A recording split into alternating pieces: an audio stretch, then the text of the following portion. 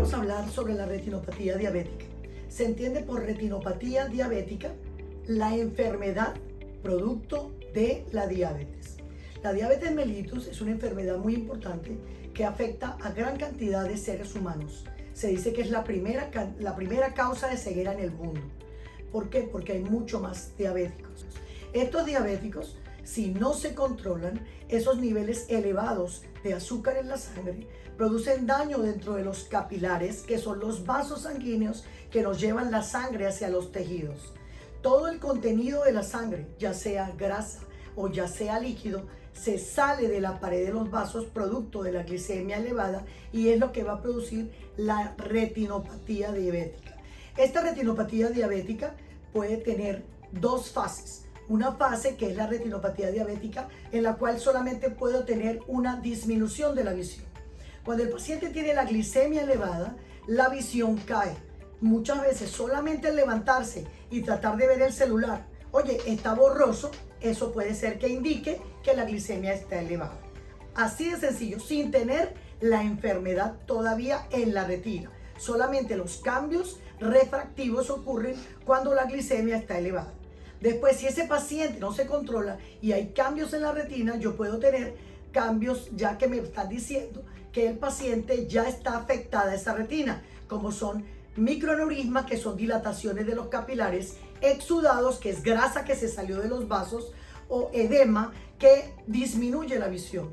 Esta enfermedad no proliferativa, la primera parte de la retinopatía, se puede controlar con unos controles estrictos, valga la redundancia, controles estrictos de la glicemia y un chequeo con el retinólogo para ver si esos cambios hay necesidad de aplicar o no algún tipo de tratamiento.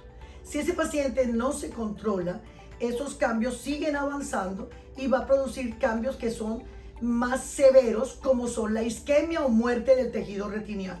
Esa isquemia o muerte manda una señal de auxilio al cerebro, ese tejido que se está muriendo, y el cerebro manda una información para que se formen unos vasos nuevos. ¡Wow! Esa retina se está muriendo, hay que mandarle vasos para que como que reciba más sangre. Esos vasos nuevos que no nacieron con el paciente se llaman neovasos y son los que producen la enfermedad neovascular. Esos neovasos pueden salir en cualquier parte del ojo, en el iris, en el ángulo donde se drena el líquido del ojo o en la retina, y pueden producir hemorragias, pueden producir sangramientos y eso produce disminución de visión. Esa hemorragia muchas veces reabsorbe sola y queda la fibrina que se pega a la retina y la tracciona. Entonces ya tenemos no solamente una disminución de visión, sino ya desprendimiento de retina traccionales. Si el paciente tiene muchas zonas de retina muertas, puede producir ya incluso glaucoma neovascular si tengo alguna trombosis venosa, que son consecuencia también de la retinopatía diabética, aunque también juega parte la hipertensión arterial. Entonces, ¿qué debe hacer un paciente diabético? Un control estricto de sus laboratorios, que es lo que nos permite a nosotros saber cómo está el metabolismo del paciente. Debe hacerse la glicemia basal, que debe estar por debajo de 110, la glicemia postprandial, que es la que se hace 2 horas después de comer, que debe estar por debajo de 140, y la hemoglobina glicosilada A1C, que debe estar por debajo del 6%. Esos son los valores ideales, ¿ok? Donde nosotros tenemos que mantenernos. La hemoglobina glicosilada es cuánta cantidad de la hemoglobina que tenemos nosotros en la sangre no funciona. No funciona porque la glicemia se le pega a la hemoglobina y no le permite su trabajo normal, que es llevar el oxígeno a los tejidos, ya sea al riñón, ya sea al pulmón, ya sea al cerebro, ya sea al ojo. Esa hemoglobina glicosilada, al hacerlo nosotros cada 3 o 4 meses, nos permite tener un control de cómo estamos metabólicamente, y es como la garantía que tenemos los diabéticos de que todo va a funcionar bien. Actualmente hay muchos tratamientos para la retinopatía diabética. Primero, el control metabólico. Segundo, indicar lentes cuando el paciente tenga las glicemias dentro de límites normales, porque es posible que cuando el paciente va solamente a ponerse lentes, si los valores no están bien, esos lentes los va a perder cuando el paciente baje sus valores. Después tiene que chequearse si el paciente no tiene retinopatía diabética. Debería revisarse la retina una vez al año.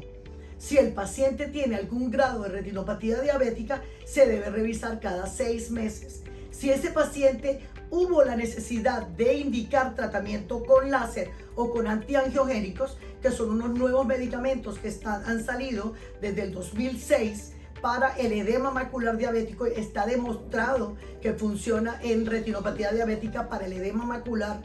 Eso está indicado por el retinólogo, debería ser colocado por retinólogos, porque el problema no es colocarlo, es saber qué conducta tomar, a quién colocar, a quién no, hasta cuándo colocar. Pues yo puedo tener líquido en el punto de máxima visión que me produce un edema macular diabético.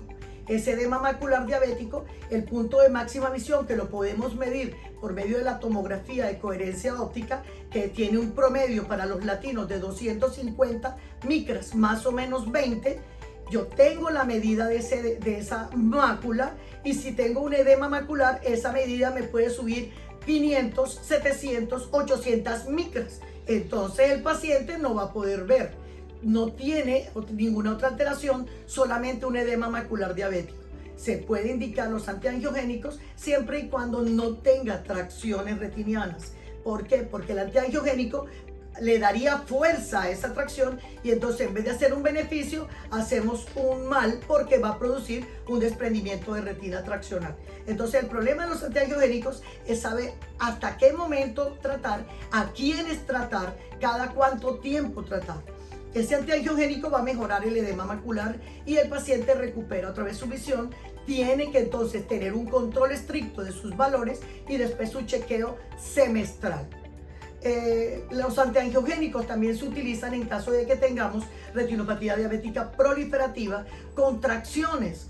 Esta tracción, si es quirúrgico y no va a mejorar solo, yo puedo operar a ese paciente, me meto dentro del ojo, le hago una vitrectomía, que es simplemente retirar el vítreo y retirar esas tracciones que están levantando la retina, quitar las hemorragias, si hay hemorragia vítrea, y yo puedo colocar los antiangiogénicos antes de cirugía para producir que no vaya a sangrar, que mejore el edema y que afloje las membranas. Lo más importante que me encantaría que todo el mundo se llevara: paciente diabético, contrólese.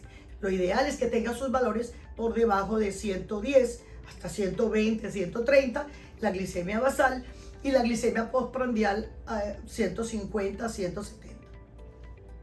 Una pregunta, doctora. En cuanto a, ¿hay alguna predisposición genética para que algunos desarrollen la retinopatía y otros no? Hay un factor familiar, que la haya tenido con un factor heredofamiliar y tenga su predisposición a ser diabético. Y el niño, yo puedo tener un niño diabético que es un niño con una diabetes juvenil, es un diabético tipo 1. Pero yo también puedo tener diabetes adquirida durante la vida, que puede ser cuando comienza el síndrome metabólico, cuando el paciente tiene una intolerancia a la insulina, ¿sí? Y entonces empieza a tener cambios metabólicos por la alimentación también, con las nuevas dietas de hamburguesa, perro caliente, toda esa también puede generar, si el paciente tiene un problema con la resistencia a la insulina. Si el paciente tiene una diabetes no controlada, va a desarrollar retinopatía diabética. Y una pregunta, ¿el embarazo pudiera acelerar la retinopatía? Sí, el embarazo acelera la retinopatía diabética porque el embarazo aumenta los valores de glicemia. Entonces hay que tener mucho más control en aquellas mujeres embarazadas que pueden tener cambios de sus glicemias. Definitivamente lo mejor para que no aparezca la retinopatía diabética es el control de la glicemia. Eso es importante. Lo más importante es el control metabólico. Si el paciente tiene un control metabólico estricto, eso es lo más importante, porque evita tener la retinopatía diabética. Y dentro de sus valores, el más importante es la hemoglobina glicosilada.